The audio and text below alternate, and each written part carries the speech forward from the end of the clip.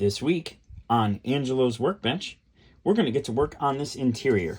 I want to do a little bit of a two-tone and bring in some pink, but I've already painted it black. Stick around, see how I solve that problem. Then we're also going to get into some assembly and start putting this kit together. I hope you'll stick around.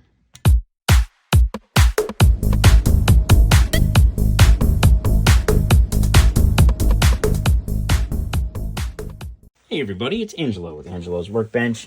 As I said in the intro, I want to do a little pink on these seats. So I've got my magenta, my bright magenta here. I'm not going to use the metal flake, I'm just going to use the base color, because there would be a little bit of a color difference between the paint and the interior anyway. So what I want to do is I want to do these center portions of the seat in pink. But I've already painted them black. Really, I should have painted the pink first and then masked over it and then painted it black, but it was a last-minute decision to add the pink to the seats. So how am I going to solve that problem? I'm going to solve that problem with primer, right? So the first thing I'm going to do is put a coat of white primer, and then I'm going to put the magenta on. Now, I will probably end up a few shades darker than the outside because of this, but I think that that's okay. I'm okay with that. So now what I need to do is very carefully mask this, right? So these seats are so well engraved. They did a really nice job on these seats. So this should be very easy for me to, and I like to use a tool to push into that corner.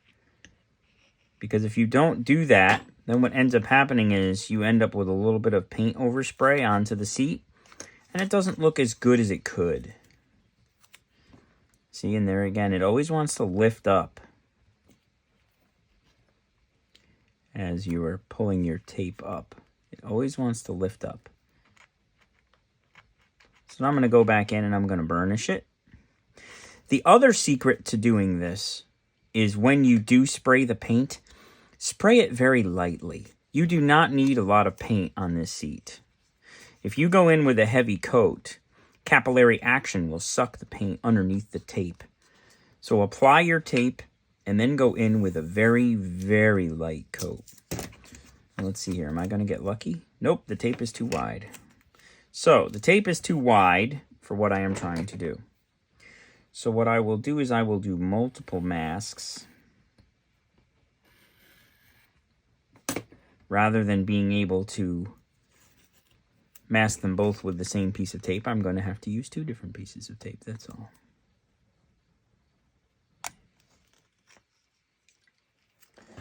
And again, I'm going to use my tool. And this flat tweezer is perfect for this.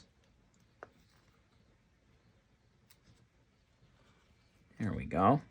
And that looks good. I'm going to burnish the edges a little bit here. Make sure that we've got this good and masked. And then I'm going to grab my other piece, making sure that I use the factory finish edge, not my razor blade cut edge. The factory finish edge will always be straighter.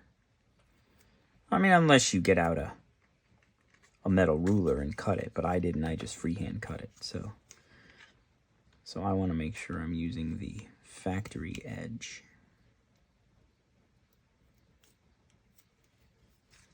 All right. There we go. Now I need to push into that corner.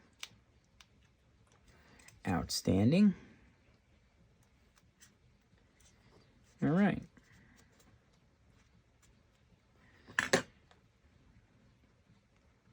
And the two pieces managed to overlap and cover that center section fully, which is good.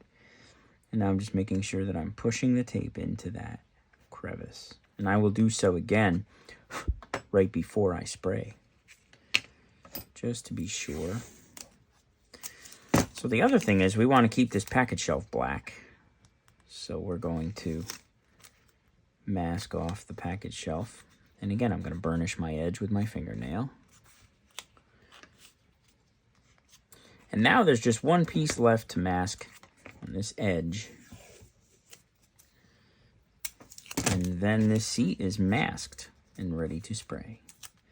So I'll go in with a couple very light coats of primer, just enough to, especially the first coat will be extremely light to seal that tape edge. And then after that, I will shoot a little magenta on the primer. Again, very light coats, very light coats. It'll be essence of paint, not even paint. It'll be just essence of paint. And this corner keeps popping out every time I go to put this tape on. Ah, there we go. Just got it. So masking is one of those things that a little time invested now will, number one, give you a better result, and number two, prevent issues later on.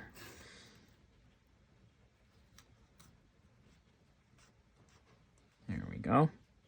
So the only other thing I need to mask is this little front of the seat, because I wish that to remain black. And that's a tricky one too, because if your tape goes above the seat, paint will want to suck in there. Again, another reason for the very light coats. Every single tape edge is going to want to suck the paint in. So that seat is masked and ready.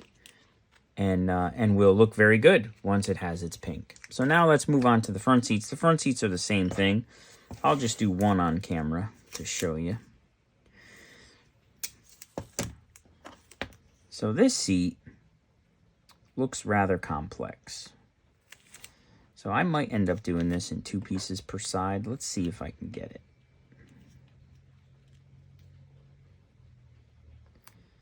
Maybe. No, I'm not liking that. That's going to be difficult. So what I'm going to do is I'm going to cut this tape in half. And I'm going to do the back and then the bottom separately. This happens often with seats because they are a different curvature, a different angle. At least it happens often for me. So it doesn't want to cooperate with me and give me a straight line if I do the bottom and the back together. But if I do them separately, I have less difficulty. I think it has to do with the fact that the bottoms of the rear seats are often more concave. I'm not 100% sure why. I just know that sometimes front seats, I gotta go with 2 separate pieces. And I'm having an issue getting into the corner here. There, that'll work. I just need to finish off this one little spot. There it is. There we go. And that's the 2-piece method. So now that I know I've got to do the 2-piece method, I'm going to cut this in advance. There we go. And let's take this and do the bottom first this time.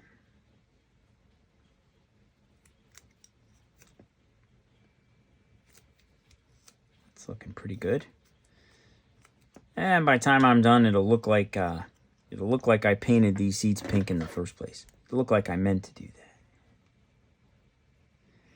You won't be able to tell that I painted them black first. And again, I thought I was going to do the interior all black, and then I was looking at the car, and the car just looks so good in the magenta, and I really wanted the interior to pop a little as well. So as I was, and this often happens after I paint the body, I change my mind on my original plan for the interior. I just didn't want to have a sea of black, you know, the whole interior all black, no variation of color. I wanted to have some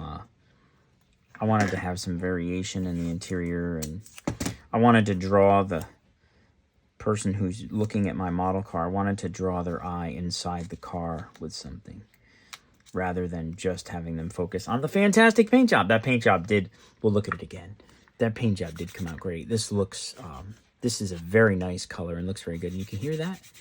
I got just a little overspray. You can't see it, but there's a little overspray from the window trim. But later on, I will remove that with just a little bit of polishing compound on a microfiber, and that will take care of that.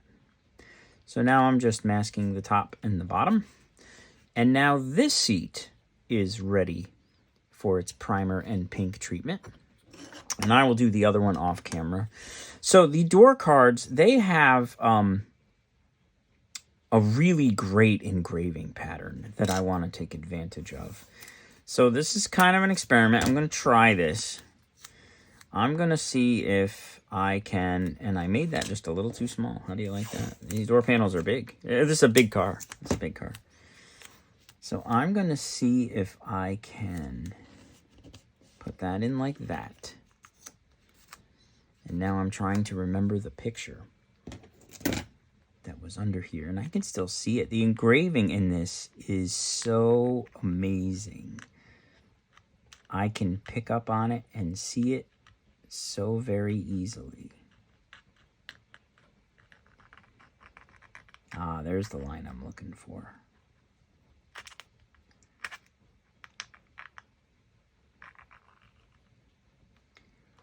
So now I've put the tape along the bottom line. And that's the line that I want. This is the line I want to cut on.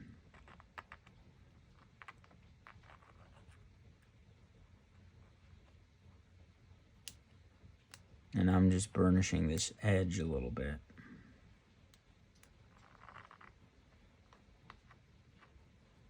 How's that look under that door handle? Let me take a look. Oh, I see. The door handle goes right over my line. The window crank handle goes right over my line where I want to cut. So I will have to be mindful of that. Well, let's drop a blade in that recess. Oh yeah, easy peasy.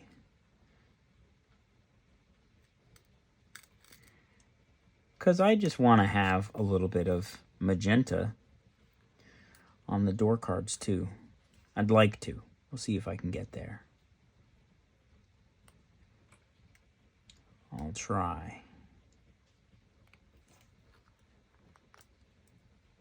There we go. With these nice engravings on these door cards, this is a very easy task. And I just realized that I am doing it backwards. This happens sometimes. I forget which part I am meaning to. This happens to everybody. I've been building for a long, long time, and I still make that mistake. I need to peel the outside, not the center part, off. So let's try this again. So what I meant to say is I need to peel the center part, not the outside. What I had done was peel the outside and left the tape on the part that I want to paint pink. So we have to actually reverse that. And so now this time I'm going to do it correctly. It's just funny. It happens to everybody. And I'm going to leave that on camera. You know what? Hey. Everybody makes mistakes, including me. So this time I am going to... But I caught it fast enough. I mean, obviously I would have caught it before I sprayed. You know, as soon as I peeled it off, I was like, oh, this ain't right. You know.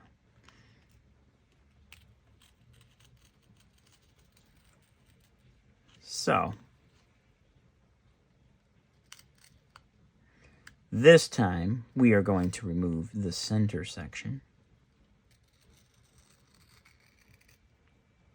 which is the part that we want to have be pink, and leave the outer edge black.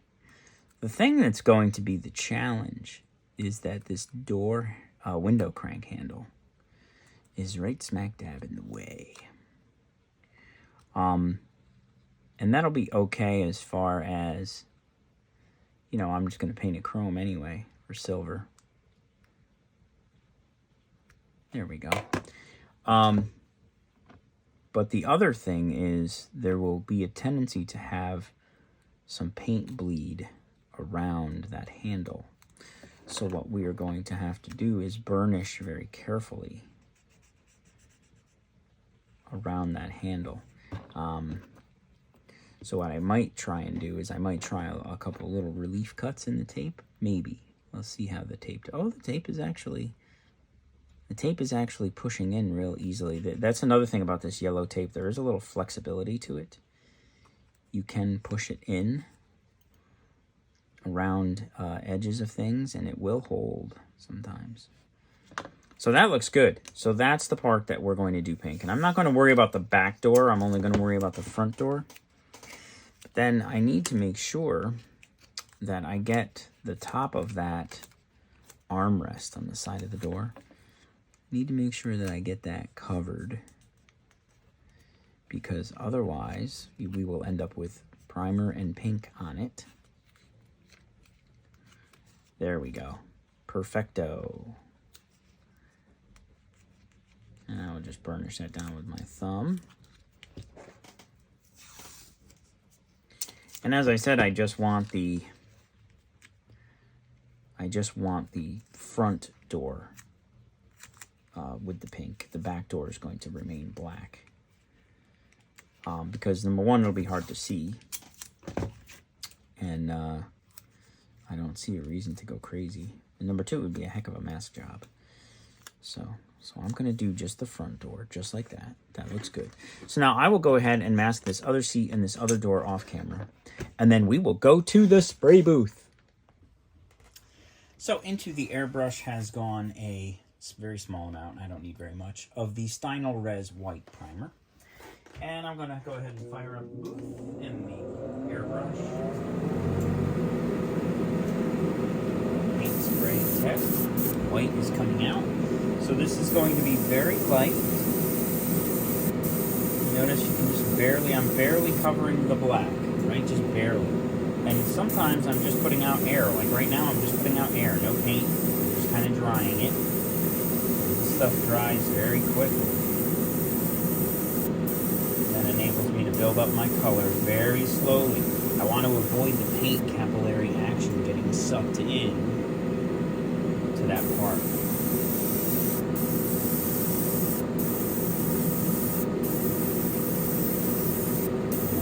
Now I'm going with just air. No paint right now, just air. And I can tell by the sheen in the light when it cures. There we go, and I'll just give it one last little bit. Alright, that's done. Very slow buildup of the color. It still only took a minute. Right, so now let's do the back seat. Back seat, I'm going to do the same thing. I'm going very light. Very light. Essence of paint, right? Seal that edge where that tape line is. Now I'm just going to shoot air. Just shooting air. Now I'll build up a little more color.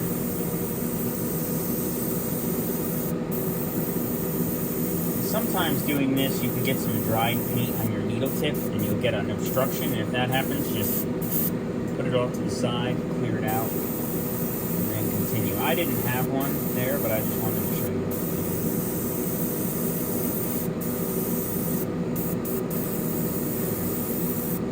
I'm just going to blow some air over this part.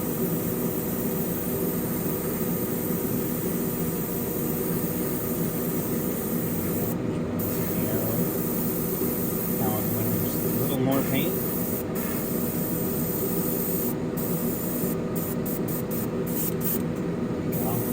Started to get a little bit of a blockage. The paint flow started to get uneven. Again, I'm just going over it with air. I'll put a little more paint on it.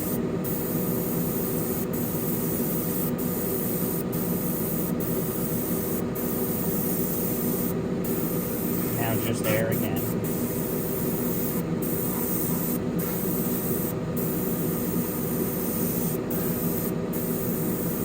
And that's it. Just some air now, just to finish up, and I think we're good. I think that is white enough to yield me the magenta that I want. That looks good. So now let's go ahead and do a front seat together, and then I'll spray the other front seat and the other door card on my own. So now some of the tape is lifted up, so before I spray, I'm going to push that back down. Because otherwise, guess what's going to happen? I'm going to have paint all over the place. I'm actually going to get myself a paint stick for this. There we go. Now let's go ahead and very light first coat as I've done on the other parts.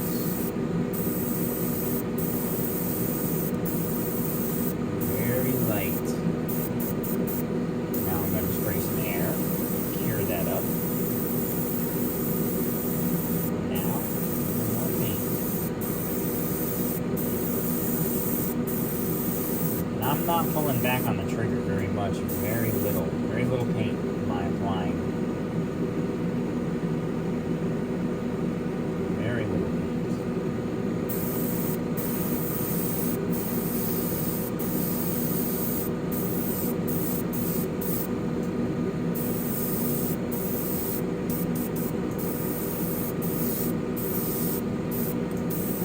And that's that. That looks pretty good. Let that cure. Then we'll mix up some magenta and we'll meet back here at the booth. So I have gone ahead and mixed up a little bit of magenta.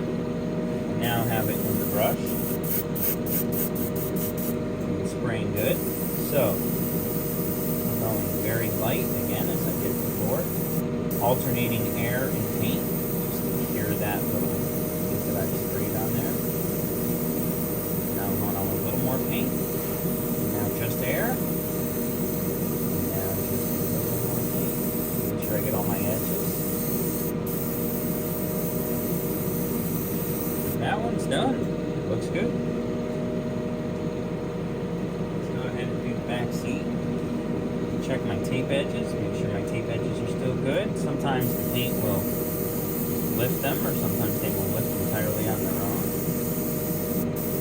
I'm pulling back on that trigger ever so slightly.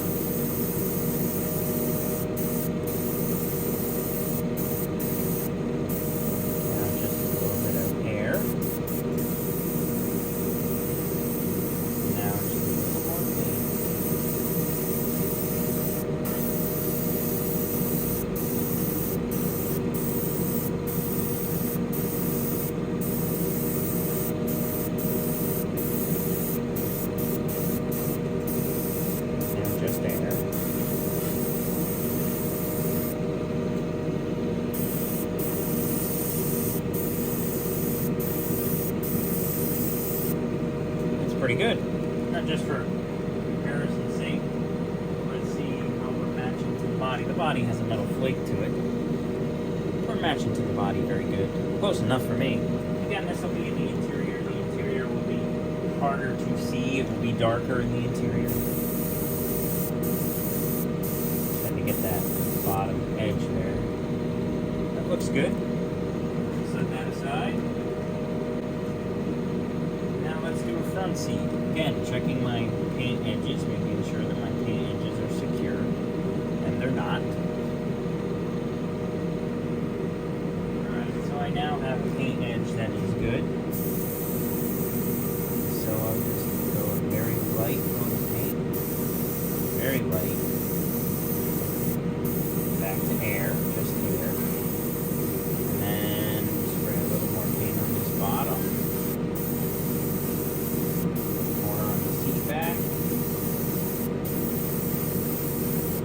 Have to fully wet out these coats. They just have to be there. And if there is any overspray on the black, it's very easy to mask the pink and just put a little even not even mask, do a little touch up with a brush. You know, use the same black paint and just a little touch up with a brush. That looks good. So there's a front seat done. I'll go ahead and do up the other front seat and the other door panel, and we'll meet back on the bench and see how we did. This video series is proudly sponsored by Angelo's Motorcycle, a fun destination on YouTube for gear reviews, motorcycle reviews, safety tips, tech tips, anything to do with the world of motorcycling. It's at Angelo's Motorcycle. Here's a quick peek at Angelo's Motorcycle, and we'll get right back to the bench.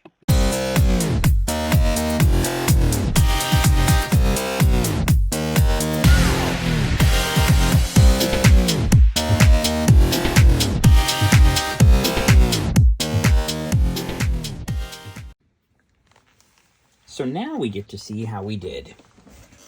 See if there's any overspray that we will have to correct. And if there is, it's not a big deal. Let's see here. Oh, that looks very good. Doesn't look like there's any Oh, we got a little overspray of primer on the armrest, but that is very easily fixed with a little bit of brush action later on. Very easy. Interesting that there's only white primer and no pink. I must have, when I corrected the tape mask between the primer and the pink, I must have done a good job because there's no pink. So we'll just touch that up. That's very easy to do after the fact. This one I got smart. I used the same piece over the armrest. So there's no overspray on that one. That looks good. Do the door handles, and that door card's ready to go. Oh, let's take a look at this back seat. Well, that looks good. And the center looks good. The sides look good. The package shelf looks good. There is a slight little bit of overspray around the edges on the seat flat. But that will be very easy to get with a either a paintbrush or a little airbrush action.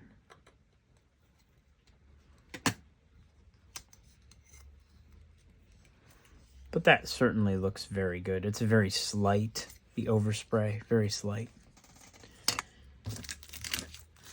So the front seats, I'm willing to bet there will be a lot of overspray because the tape was fighting me on that, as it often does on seats. And these are still just a little damp, so I'm going to be careful removing this tape. Well, that looks good. Maybe they're better than I thought. That looks pretty good.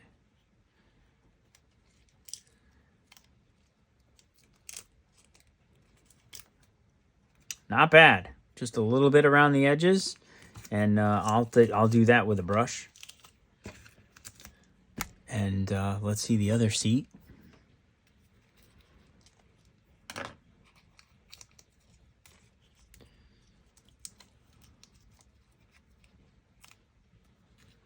This is looking good. Looking good. Yeah, not bad. Not bad. We got a little bit of overspray there. What I might do is I might go in after these fully cure and mask the pink and spray the black just a little bit on those seats, because those seats have quite a bit of touch-up to do. So that might be what I do to solve that problem. So the only other thing that has to be done for this interior now is detailing the dashboard, which what I want to do is I want to spray this top part black. I want to keep this part pink. And then I'm going to do the insides of the dash black, but I'm going to do that by hand with a brush. And then obviously the pedals have to be black, and because we're not having pink pedals. But I just want the top of the dash black. Everything else I will do by hand, but I'm going to spray the top of the dash black. So let's go ahead and let's plan on doing a little bit of masking. So now how am I going to do this is the question. I don't want to have the tape be along the edge of the dash because I want the leading edge of the dash, top of the dash, to be black. So what I'm going to do is I'm going to put my tape along here and protect the face of the dashboard. And then on this edge here, I'm going to come down with my razor knife, maybe, if I can get the tape to stay. Might be time for a new blade again, because my blade should cut that tape like nothing. Yet my blade is fighting me and dragging the tape. And it's hard to tell, but this tape, this knife blade has opened a couple of packages that came in shipping, and so we're gonna hasta la vista the blade. And then I'm going to get a brand new blade out. Now that I have a new blade in my knife, I'm going to go ahead and cut this tape. And it should cut substantially easier, and it is.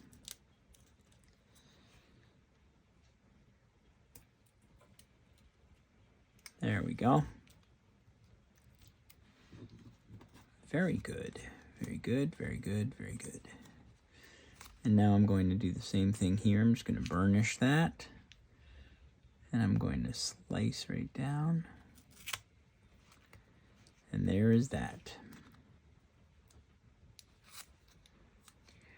And now I can get that whole part black.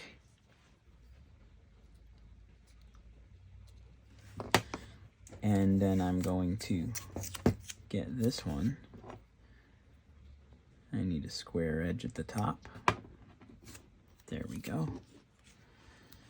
And I'm going to just correct this. So there you have it. So now I have masked the center part of the dash. I have this lip around the outer edge ready to be painted black. I'm going to put this on a paint stick so that I can hold it very easily. And that's ready to get painted. Let's go to the booth and paint that black. Okay, so time for a little bit of black on the dashboard. Go. Again, this is masked, so I want to not do too heavy a coat.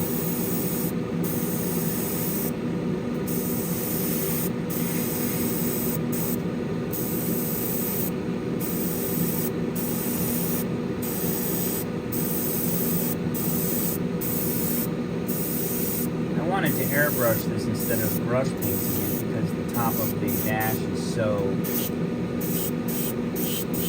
Put just enough black paint in there. That's perfect. We're done and I'm out of paint. So, that looks good. Let's go back to the bench and see how it looks. And I was just thinking, simply as a point of efficiency, I could have painted this dash when I had the black out and I was doing all of the black parts, but I didn't think of it. And this is a hobby, not a race, right? So we're just building and having fun and taking our time. So now this black is still a little damp, so I'm very carefully removing my masking. And there it is. And that looks marvelous. So that is a very nice looking dashboard. And then I will paint the gauges and some of the details inset black as well by brush. And then obviously those pedals will be black. But that is going to be good. So now what I'd like to do is move on to assembling the motor, one of my favorite parts. So let's put the motor together. So we have transformed this to the motor building zone here. So I have all of the parts from step 1 have already been assembled because I did that before paint. Well, all the steps from 1A. So now we can go ahead and get started with 1B. And one of the first things that we're going to do is we're going to glue the alternator in here.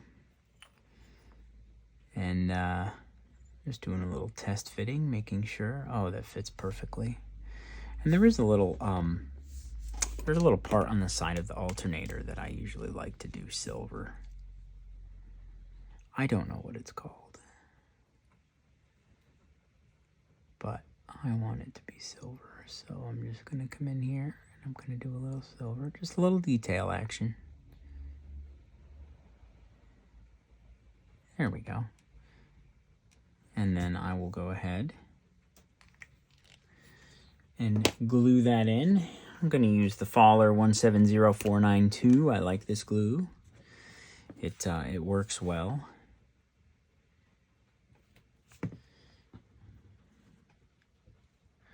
And in the picture, they show this little silver part that I just painted facing forward. However, there is not sufficient room for that. So I'm going to face it a little to the side. There we go. And then we have to install the starter, which handily has a little tab, a little mounting tab to assist with it sticking to the oil pan. Provides a positive location for the starter. I like that. You don't see that on a lot of kits. Usually the starter just kind of glues into the side and you just kind of guess where it's supposed to be. And that starter needs a little bit of touch-up. I can see that somehow some of the paint has come off. So I have my little Sharpie here that I can touch up the couple of spots that where the paint has come off. That's kind of weird. I haven't seen my paint do that before. Maybe I missed it when I was spraying it. It is a small part. Well, it's not too small, but it's small enough. Okay, now we are going to do our pulleys, which I am going to leave black, with the exception of the alternator pulley. The alternator pulley will be silver.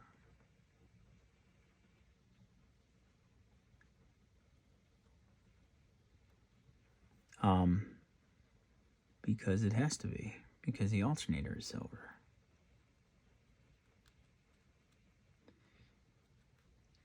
And I got to do the sides of it. And if I get a little bit of silver on that black belt, that's okay, because I'll be able to go back in and touch that up.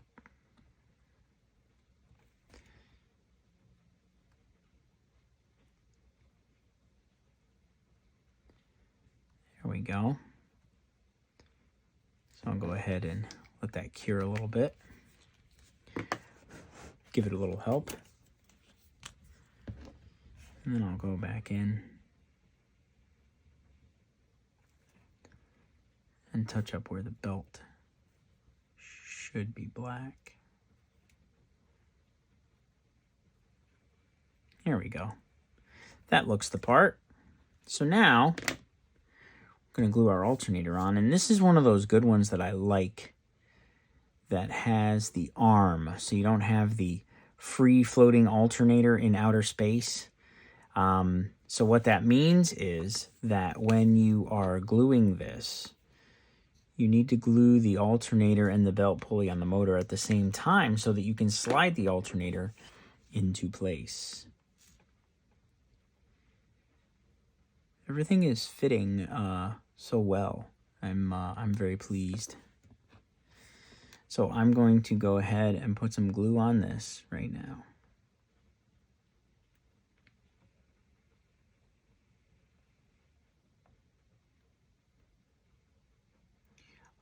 So that I can glue this alternator on.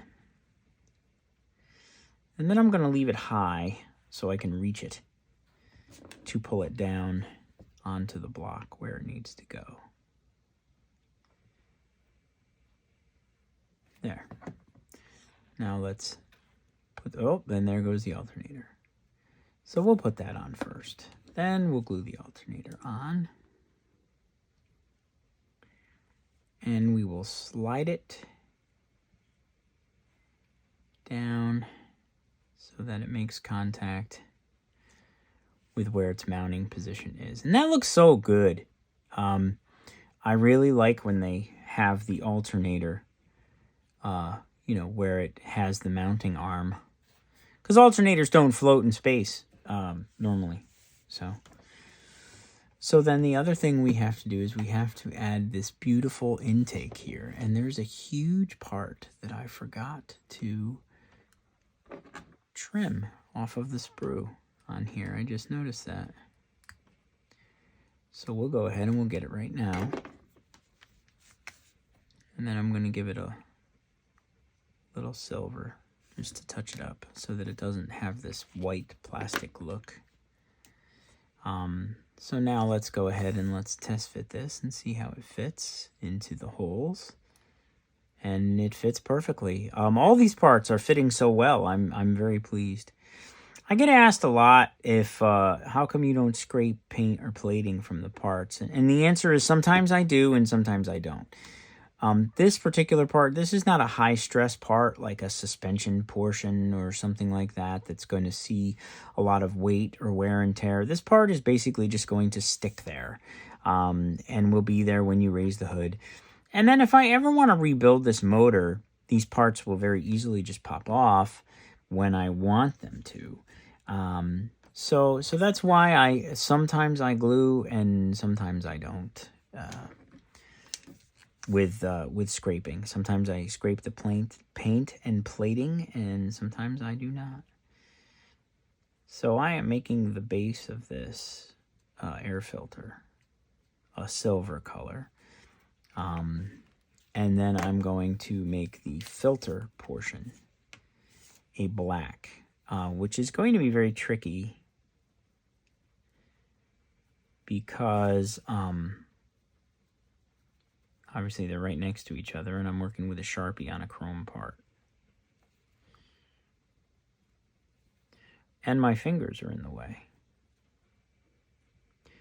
And no matter where I hold this, my fingers will be in the way. So I am going to end up with Sharpie on my fingers, which is not ideal. I at least have to get the bottom done. I can detail the top once it's on. But if I can get the whole thing done now, that would be ideal. And I think I can.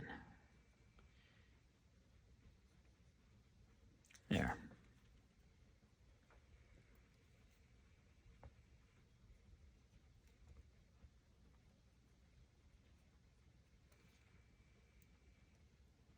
Okay. That's looking pretty good. So now we can go ahead and glue that on as well. And that appears to go on this shaft that comes out of the intake here. And as I figured, we need to open up the hole in this a little bit. It didn't look like it was big enough. So there we go. I'll just open it up a little bit. And now I have black Sharpie a lot all over my hands. Should have test fit before I Sharpied. So there's that. So now I'm going to glue this.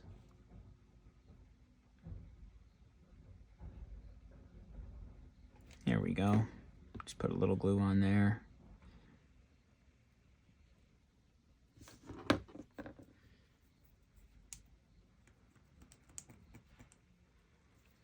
There we go. So now I'm going to straighten this out. I'm going to straighten out my filter. There we go. And now I'm going to touch it up where I rubbed some of the black off.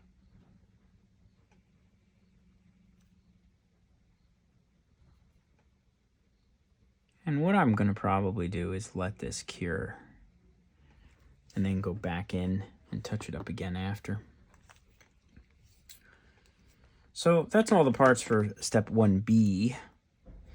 And since I don't think we're going to interfere with anything, I'm going to go ahead and move ahead to step 1C. And now I had wanted to anodize a couple of these small parts. And I think I'm always a big fan of stuff that is anodized blue. So let me just get a blue marker out here. If I have a blue. could have swore I had a blue. I have a chisel tip blue. So here we go. And how I'm going to anodize this part is because it is silver. When I hit it with the blue Sharpie, it comes out looking like anodization, which is really cool.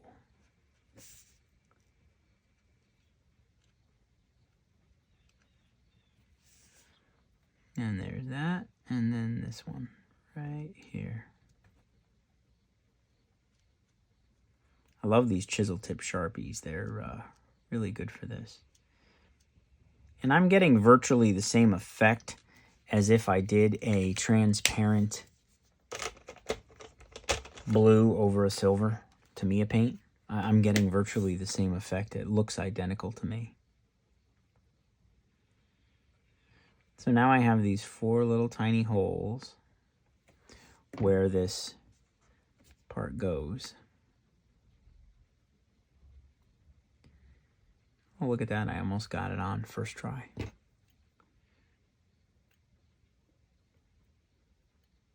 There, that's on.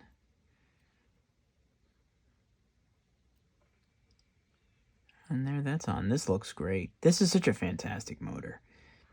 This kit is worth buying just for the motor. It's one of those kits. At least in my opinion. I like this motor a lot. I like the way it's building up. I like the way it looks. I like the aftermarket parts that it has on it. So now I have this. And since I've done a little anodized blue on that runner, or I think it's a fuel injection runner, there is an oil fill cap here. And my blue Sharpie looks great on chrome. It has the same effect of looking like anodization. So now I just anodized that. If only anodizing parts on my truck was so easy. You know, just get out a Sharpie and it's anodized. Costs a lot less, that's for sure. Oh, that looks great. Pulls in that anodized. That looks absolutely fantastic. And I can see there's one little spot on that T that I missed. There we go. Got it. Good stuff. Good stuff. And so now let's go ahead and put the other valve cover on. Covering up those heads. My motor's not under construction or being worked on, so we're putting it together. Oh, look at that. That looks so great. Like, I knew it was going to look great when we were doing the mock-ups all the way back at the beginning. But now it just looks even more great. So next up we'll put this fan on, and that just goes right there in that hole, which fits perfectly. I'm surprised I'm not having to do very much in the way of fitting and modification. The only thing I've had to do so far is that air filter. The parts are just going together very easily and very well. So now we're going to stick the headers on. These guys go right here. And this is where this faller glue really comes in well, because if you just kind of blow on it and let it set up a little bit for a second, and then go to put your header on, if you can make a positive contact, just put a little pressure. Glue will hold that bad boy in place, which is nice.